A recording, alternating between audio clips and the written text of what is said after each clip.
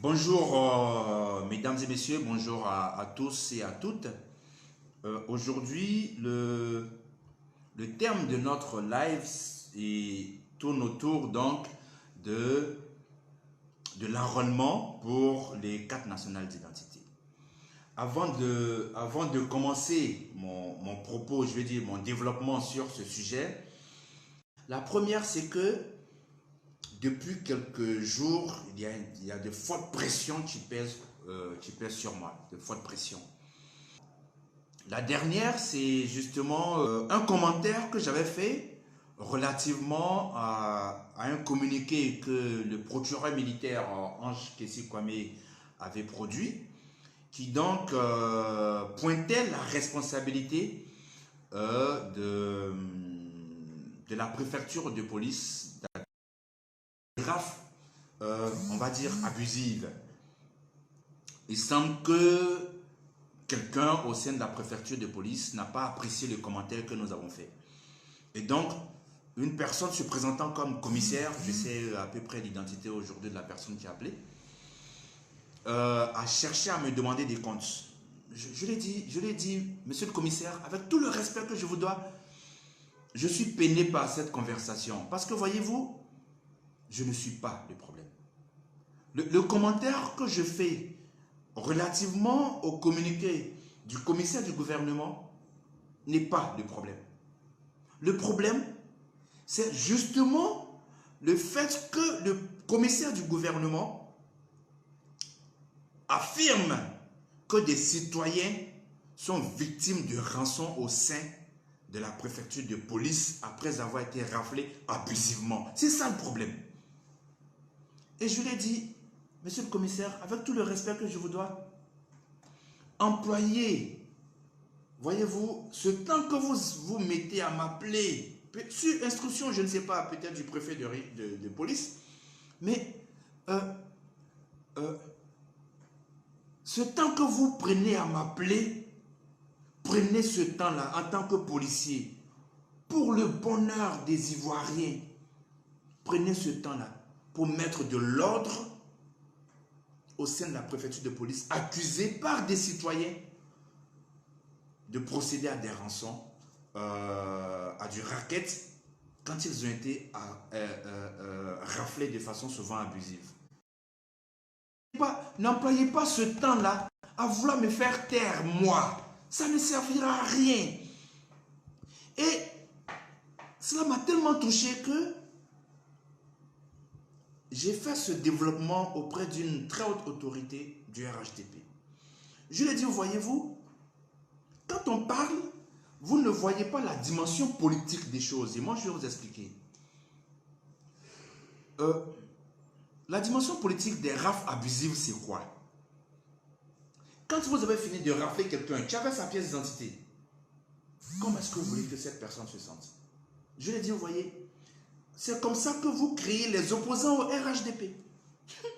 La personne qui a été raflée abusivement, qui a été obligée de payer quelque chose pour être libérée, ne peut pas faire la promotion du RHDP. Ça n'est pas possible. Cette personne pour qui des proches ont cotisé pour qu'elle puisse sortir, deviennent de fait des opposants au RHDP. La petite go du gare qui a été arrêtée devient une opposante au RHDP. Dans son quartier, les jeunes, ses camarades qui savent qu'il a été arrêté de façon abusive parce qu'il partait acheter du pain et que les gens qui ont suivi la scène, ils leur ont demandé pardon, il avait ses pièces, les gens ont dit, ben, écoute, il a des pièces, pourquoi est-ce que vous l'arrêtez? Ceux-là deviennent des opposants au RHDP. Et je lui ai dit, voyez-vous, c'est ce qui est arrivé à Bédié, il n'avait pas compris. Les policiers qui déchiraient les pièces, en tout cas, je n'en avais pas vu, mais en tout cas, il y a eu beaucoup de commentaires dans ce sens, il y a eu beaucoup de témoignages dans ce sens, qui déchiraient les pièces, n'étaient pas forcément des policiers du Sud. Non, ce n'étaient pas des policiers du Sud. La preuve, c'est que, aujourd'hui encore, on a un témoignage d'un jeune homme qui a été arrêté sous prétexte qu'il serait un djihadiste parce qu'il portait un bobo. Il s'appelle Kwame quelque chose. Mais ces policiers-là, Il y a des gens du Nord parmi eux, des gens de l'Est, de l'Ouest, du Sud. Pourtant, ils procèdent à ça. Cela veut dire quoi? Cela veut dire que ils privilégient leurs intérêts personnels. Mais vous, en tant qu'autorité, quand vous ne faites rien pour mettre un terme à cela, c'est comme ça que vous créez les opposants. Aussi simple que cela. Aussi simple que cela. Et donc, quand il y a un problème, ce n'est pas celui qui dénonce le problème, tu dois être le problème. Le problème, c'est le problème. Le problème, c'est le problème. Et donc, souvent, les gens me mettent la pression pour que je me taise. Mais je ne suis pas la solution. Parce que je ne suis pas le problème. Que je me taise ou non, ça ne règle pas le problème. Le problème, c'est le problème qui est posé. Ce n'est pas celui qui dénonce ou relève le problème. Non. Ça, c'est la première chose. La deuxième chose que j'avais à dire, c'est concernant notre sujet du jour. Il faut peut-être qu'on explique un peu les choses. Voyez-vous, un pays, c'est comme une école. Une école, ok? Une école dans laquelle on affecte un directeur d'école. Un directeur d'école. Le directeur d'école a la responsabilité donc de cette école, de la sécurité, du succès des élèves. Il y a des cotisations des parents d'élèves. Mais le directeur d'école, le jour où son inspecteur décide ce qu'on va la faire,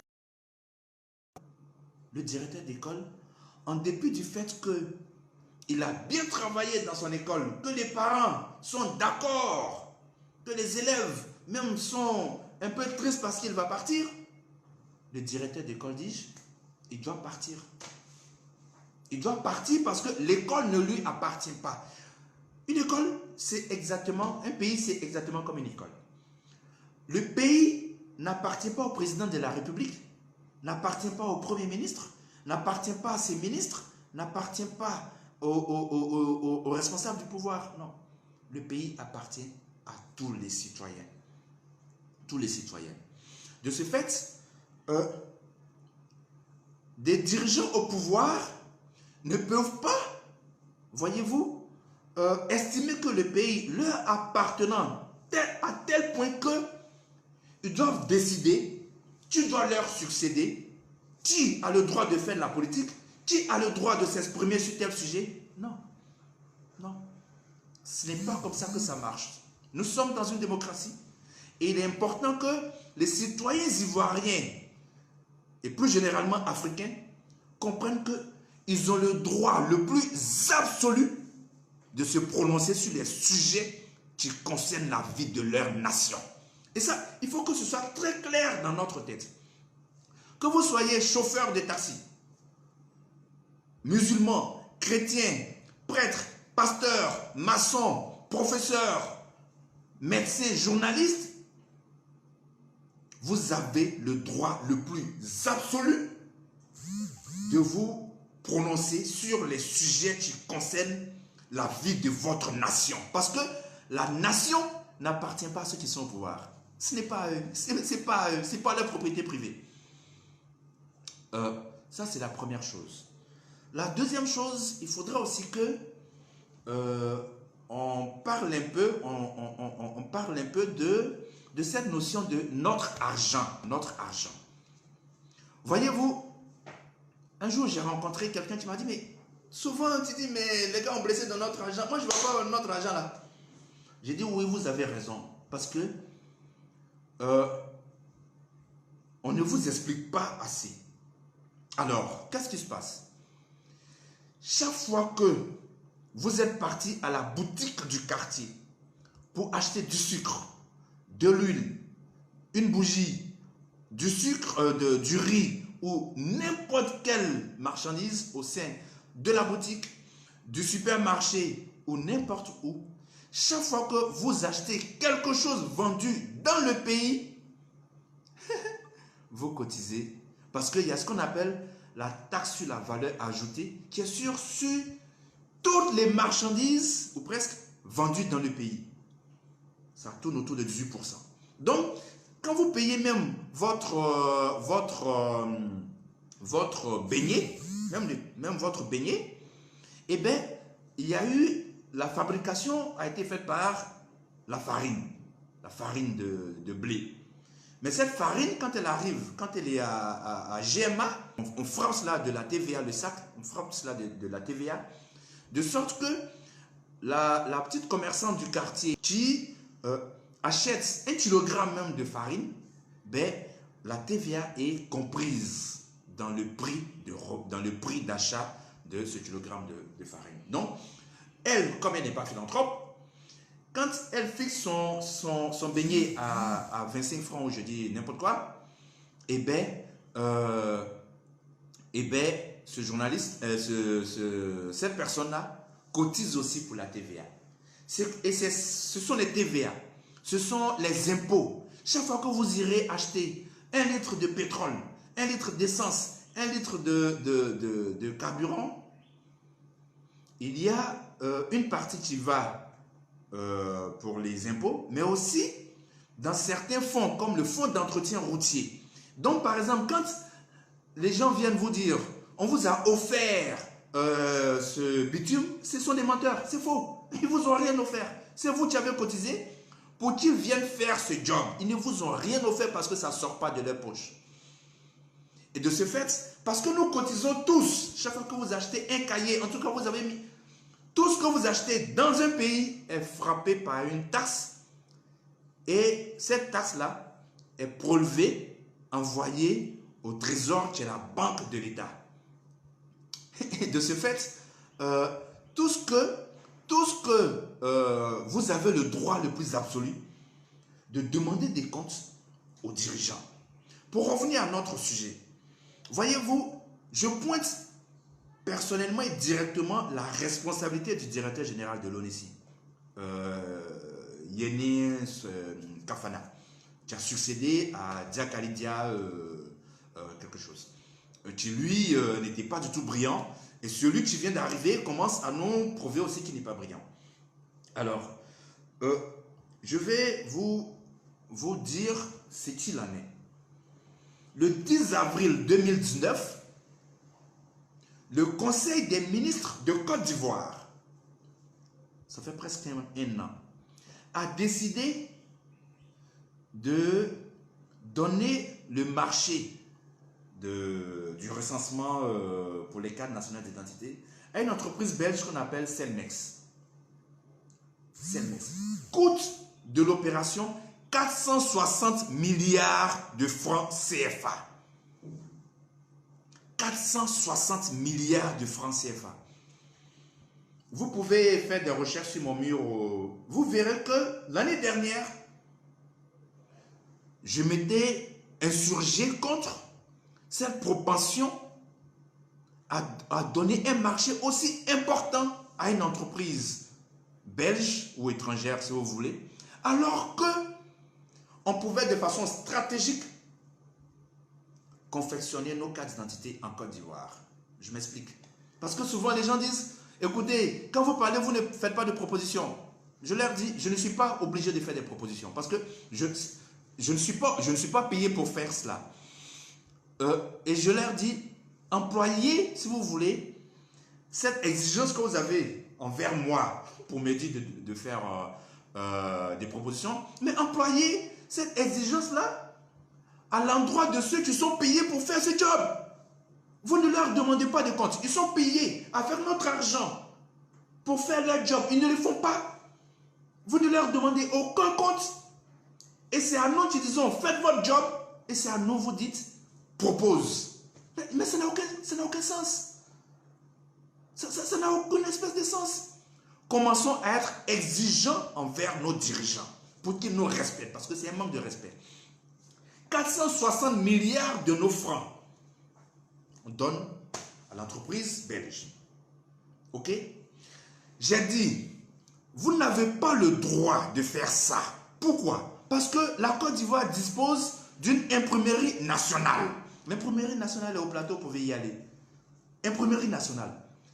L'imprimerie nationale, avec, moi je suis dans la communication, avec 10 milliards, on achète des imprimeries de dernière génération. Tu fais toutes sortes de, tout ce que vous voulez. L'imprimerie nationale, allez jeter un œil. C'est un désastre.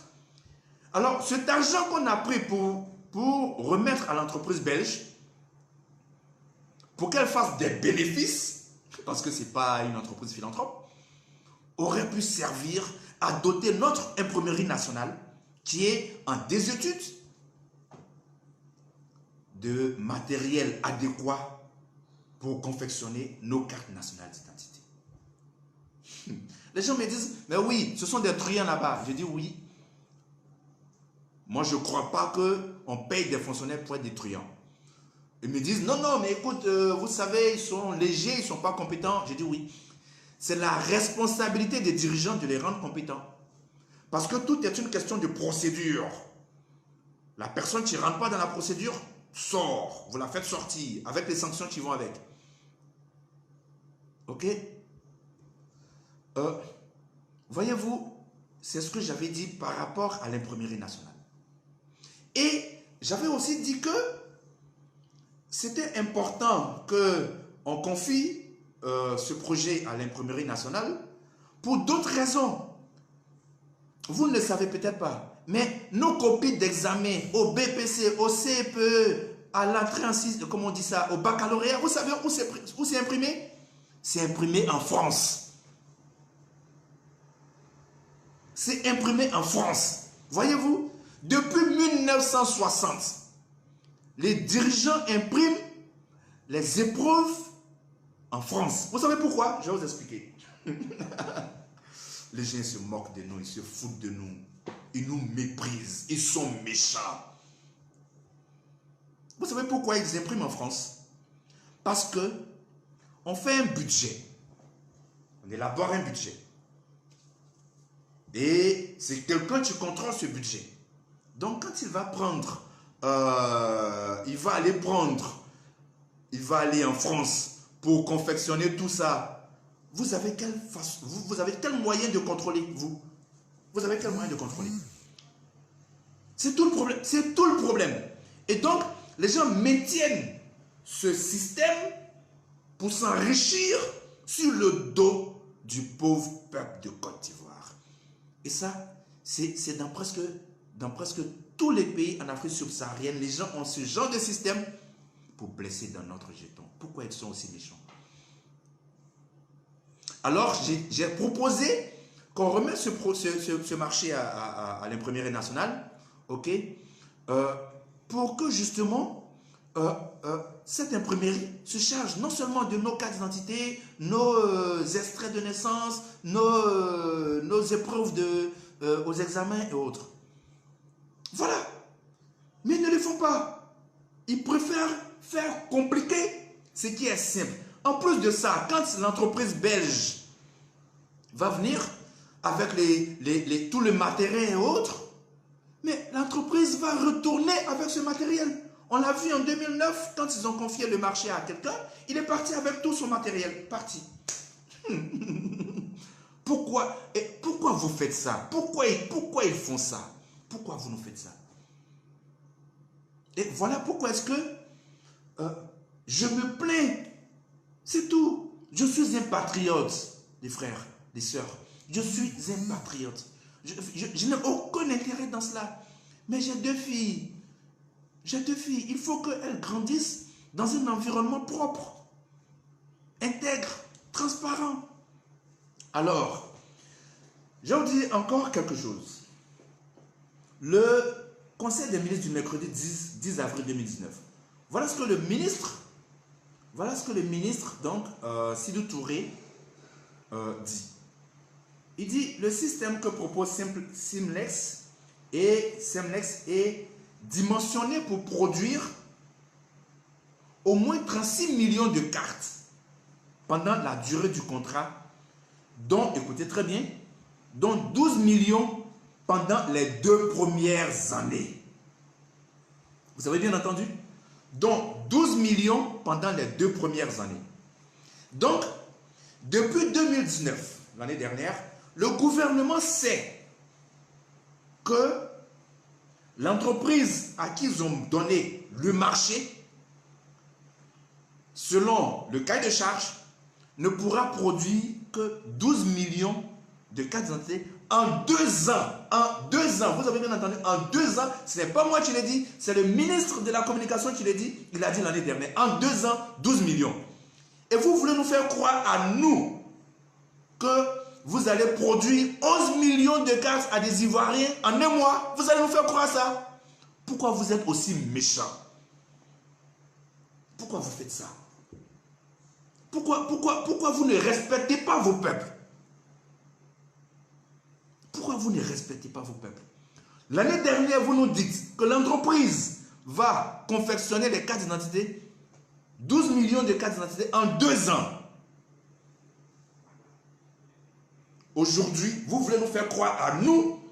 Ce que je dis, je n'invente pas. Vous pouvez aller sur Google, vous checker. Et vous, aujourd'hui, vous voulez nous faire croire à nous que vous allez confectionner nos cartes d'identité en quelques mois. 11 millions de cartes d'identité en quelques mois. Pourquoi vous êtes si méchants? Pourquoi vous faites ça? Pourquoi? On vous a fait quoi? Les masses laborieuses qui vont se lever à 5 h du matin pour aller faire leur enrôlement, vous en faites quoi? Est-ce qu'on mérite ça? Alors, on me dit qu'il y a 118, enfin on ne me dit même pas. Moi j'ai bien compté, je suis allé sur le site de l'ONESI. J'ai bien compté les centres d'enrôlement, il y en a 118. 118. Pour 509 sous-préfectures. 118. Alors, allez au centre d'enrôlement d'Atekoubé aujourd'hui. Allez au centre d'enrôlement d'Atekoubé. À partir de 9 h, fermé. C'était fermé. Les enrôleurs vous disent, on ne peut pas enrôler tout le monde. Et ils n'ont pas tort. Il n'y a que 3 enrôleurs dans le centre. On va faire un calcul simple. S'il faut 5 minutes pour enrôler une personne, en 1 heure, un agent enrôleur peut enrôler seulement que 12 personnes. 12.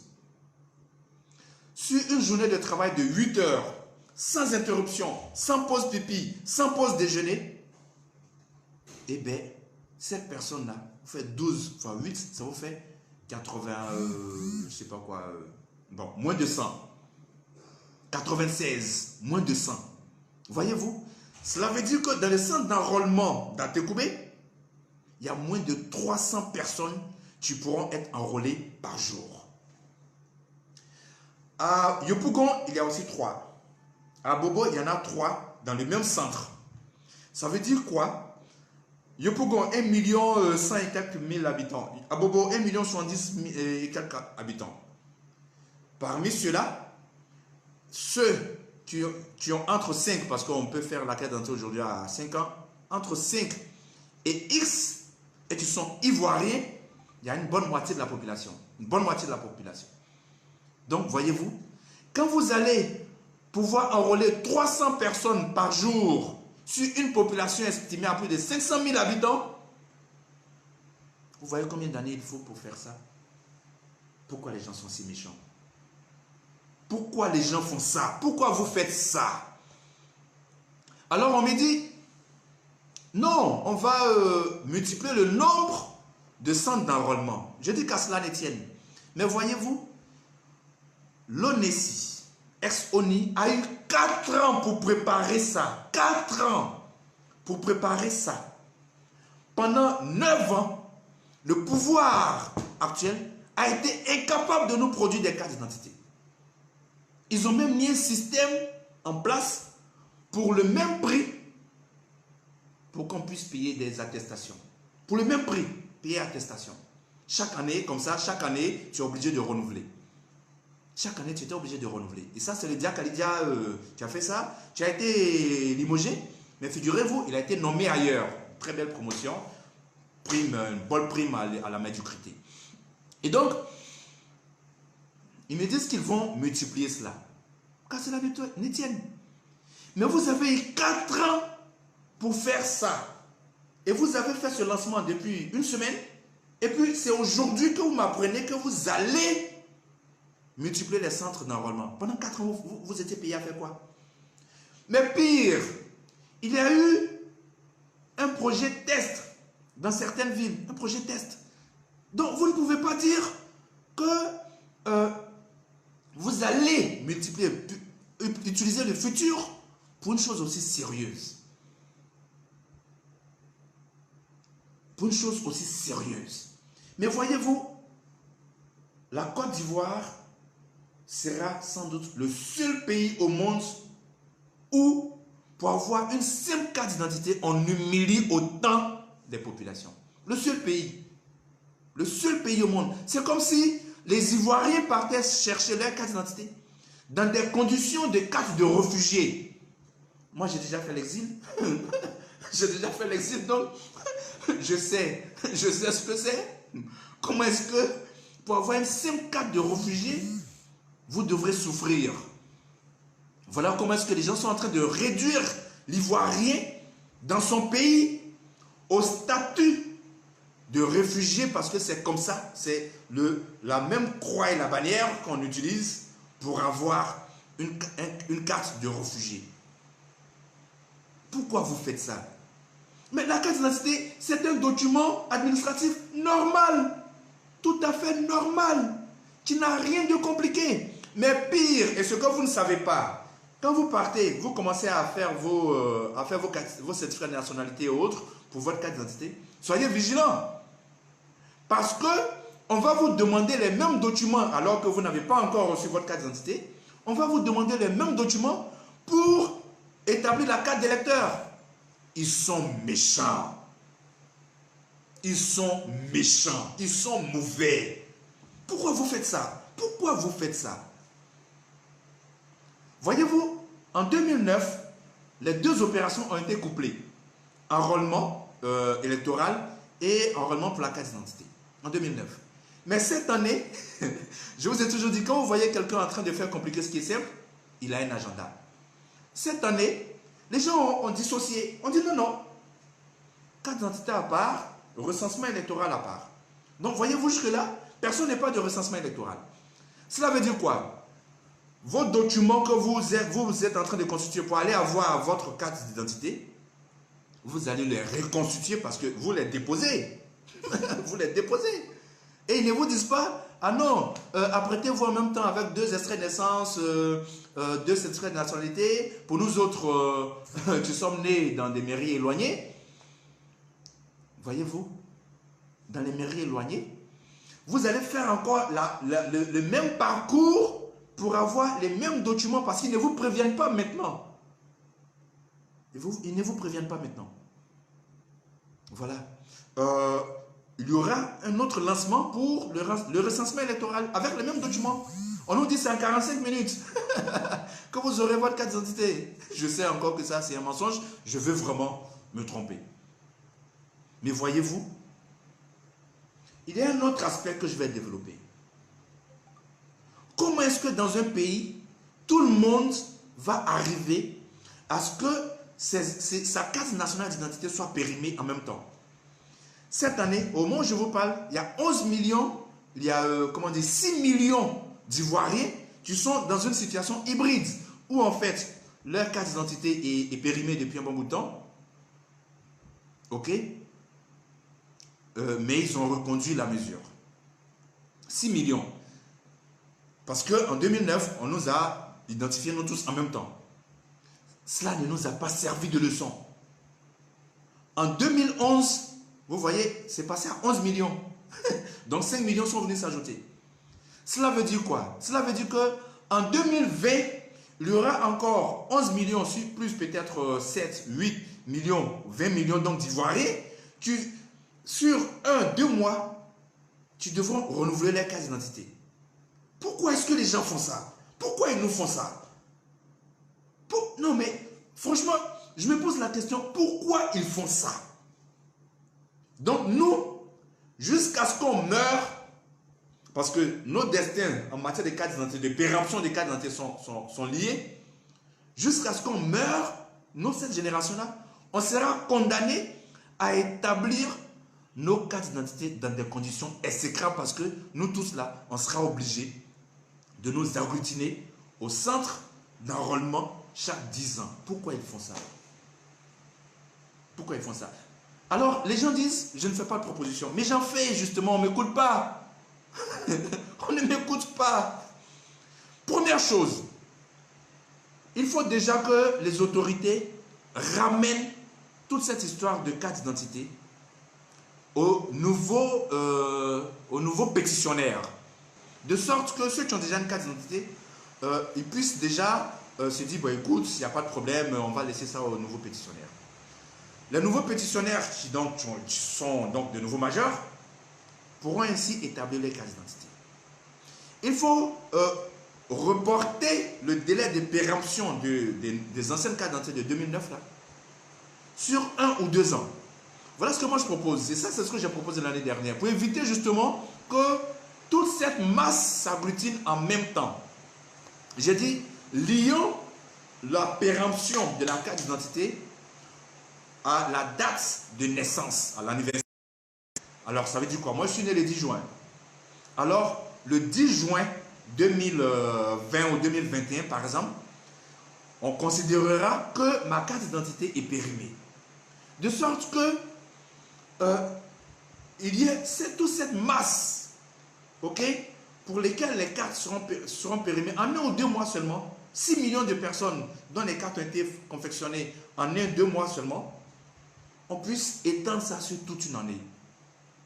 Sur toute une année. Première chose.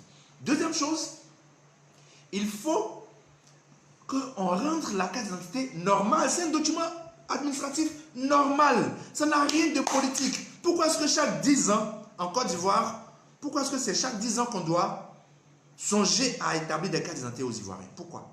C'est un document normal. Alors, auparavant, c'était fait par la police.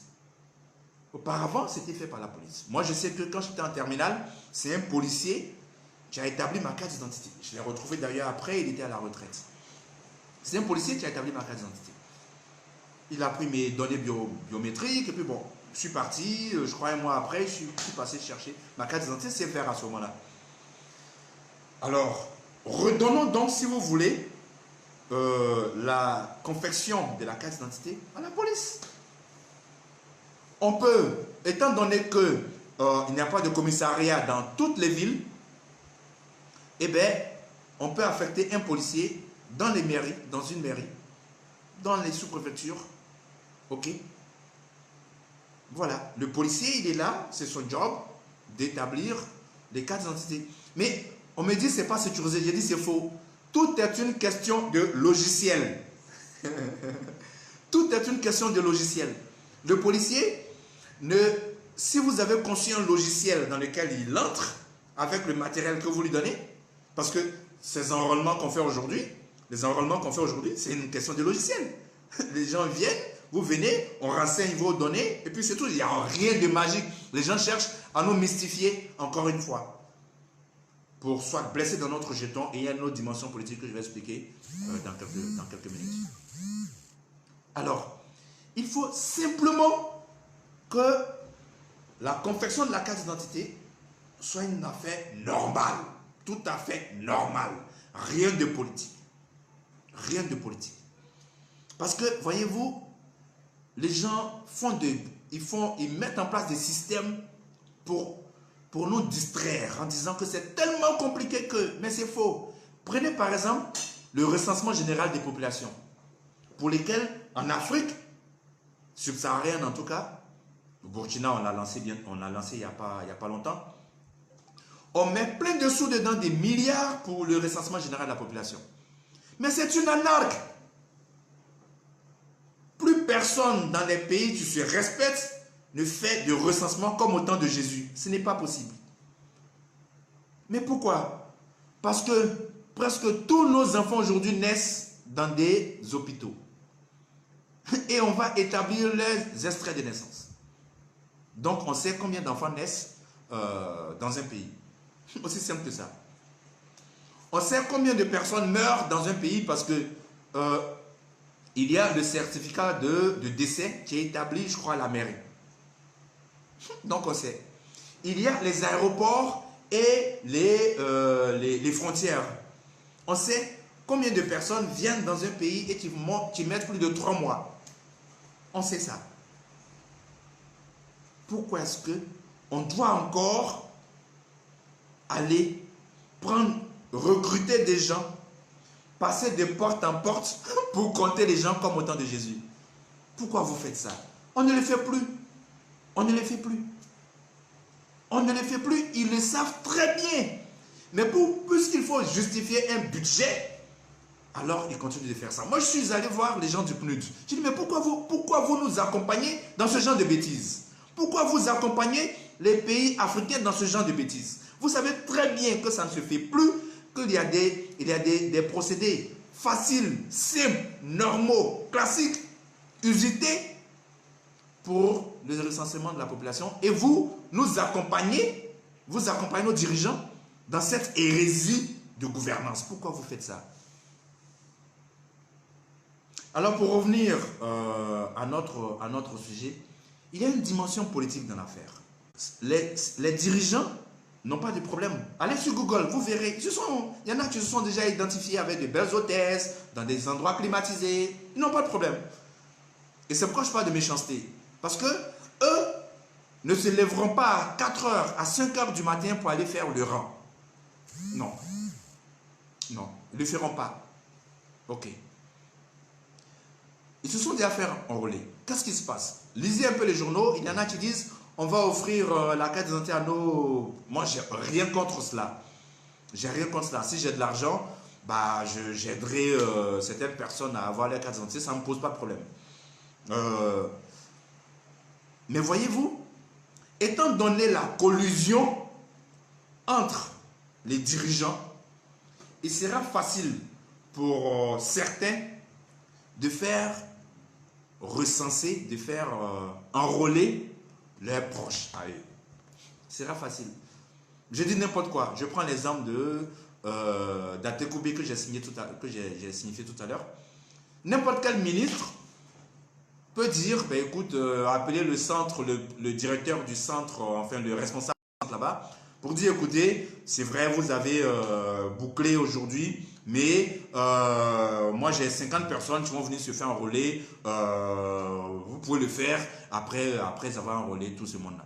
Ils iront se faire enrôler, tranquillement. Tranquillement, ils iront se faire enrôler. Voyez-vous? Et donc, les gens mettent en place ce système pour vous décourager à ne pas aller vous faire enrôler. Voilà l'enjeu. C'est ce que j'appelle la stratégie de l'échec programmé. C'est-à-dire que vous pensez qu'ils ont fait cela et que ça... Non, non, non, non. C'est très bien pensé, frères et sœurs. C'est très bien pensé. Ils ne veulent pas justement, parce qu'il y aura tellement d'entraves que vous serez découragés. Mais si vous n'avez pas... si vous n'êtes pas fait enrôler, vous ne voterez pas. Aussi simple que ça.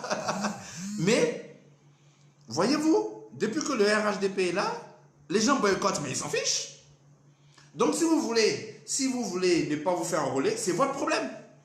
Vous ne voterez pas. 2 personnes voteront, le président, et le président sera élu. Aussi simple que ça. C'est sur cette note que je vais terminer. Ne cédez pas à cette stratégie.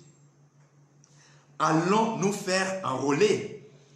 S'il faut que nous nous levions à 5 heures du matin pour nous faire enrôler, allons nous faire enrôler.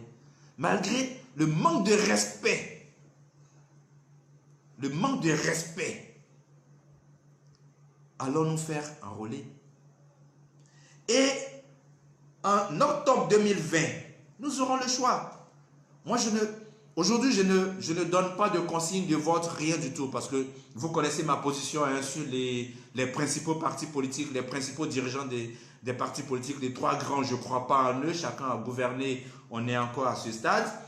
Je ne crois ni au PDC, ni au RHDP, ni au FPI. Donc, je n'ai pas de candidat. J'ai pas de candidat. Il n'y en a personne pour le moment qui m'a convaincu. Mais, je dis, en octobre 2020, quand vous glisserez votre bulletin dans l'urne, pensez à toutes les souffrances que vous avez endurées pour avoir votre carte nationale d'identité. Voilà. C'est la seule réponse que vous auriez donnée à ceux qui vous méprisent. Alors les gens, non, on me demande ce que le président a dit. Non, les gens ils ont dit, bah, écoutez, c'est le projet de... C'était une ancienne responsable, je crois, il y a un truc. C'est le projet, bon, ils sont venus nous présenter ça, bon, voilà. Mais ce que j'ai compris, c'est que les organisations internationales, les diplomaties et autres, je les connais très bien, attendent davantage une réaction des citoyens, une réaction citoyenne. Voilà. Mais tant que les citoyens africains resteront là à ne rien dire, à ne rien faire, à subir, eh bien, c'est pas eux qui vont venir faire le job citoyen à notre place. C'est pas à eux. C'est à nous de dire, non, non, on accepte plus là. On accepte plus là. Voilà. Et donc, allez vous faire enrôler, malgré tous les obstacles dont j'ai parlé. Parce que vous allez vous rendre compte que quand vous allez vous déplacer en masse pour aller vous faire enrôler, et qu'ils sentiront que, en fait, attention, ce n'est pas forcément nos militants qui vont se faire enrôler, ils vont commencer à établir, à multiplier les centres d'enrôlement pour que tous les Ivoiriens, y compris leurs supporters, puissent se faire enrôler rapidement. Mais si vous dites, non, non, parce qu'on me bloque, je ne vais pas, eh bien, c'est ça qui les arrange. Alors, vraiment, moi, je vous dis merci pour ce live. Merci d'avoir été là. Je voterai en 2020. Je voterai en 2020. Je réétablis ma carte nationale d'identité. Je voterai en 2020. Je voterai en toute conscience et je choisirai le candidat qui me proposera, qui me convaincra sur certains sujets qui sont importants pour moi. À savoir, par exemple, qu'est-ce qu'on fait? Est-ce que ce candidat va rendre transparent le budget de souveraineté, par exemple? Parce que c'est notre argent. C'est notre argent. Un président, aussi président fut-il, n'a pas le droit de faire ce qu'il veut avec notre argent. Voilà. Est-ce que ce candidat prendra, par exemple, la responsabilité de ne pas contrôler la RTI, par exemple? Il y a des sujets sur lesquels j'attends les candidats. Donc, ne vous en faites pas pour ça. On aura l'occasion d'en parler. C'était ma contribution du jour. Merci beaucoup. Tout est fait aujourd'hui pour que les élections soient bâclées. N'acceptons pas ça. N'acceptons pas ça. Parce que nous n'avons pas le droit, nous n'avons pas la possibilité, de prendre un avion et puis partir. N'acceptons pas. Posons-leur des questions. Mettons-leur la pression pour qu'ils puissent organiser des élections transparentes. N'acceptons pas.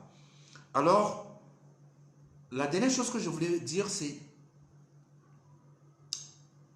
ne pensez pas que vous n'avez pas le droit d'être exigeant avec nos dirigeants politiques. Ne pensez pas. Ils veulent vous faire croire cela. Ils veulent vous dire non, non, non, ça là, ça ne te regarde pas. Non. Alors vraiment, je vous remercie. C'est vrai, vous me demandez de multiplier ce genre de vidéos. Je vais y penser. Je suis dans l'éveil des consciences. Je suis très content parce que hier, j'ai rencontré la ministre Mariétou Koné et elle m'a dit, continue ce job. Elle m'a dit, continue le job d'éveil des consciences. Moi, je suis d'accord avec ça. Il faut continuer. Il y avait des journalistes. J'ai même vu un écrit là-dessus. Voilà. Et donc, vous me donnez le courage d'avancer. Mais, je vous demande une chose. Accompagnez-nous de vos prières. Accompagnez-nous de vos prières. Je ne suis pas le genre de personne qui se lamente beaucoup. Je ne me lamente pas beaucoup. Mais, je subis beaucoup de choses. Je subis beaucoup de choses. Que Dieu vous bénisse et que Dieu bénisse la Côte d'Ivoire. Merci beaucoup. Merci pour cette aimable attention.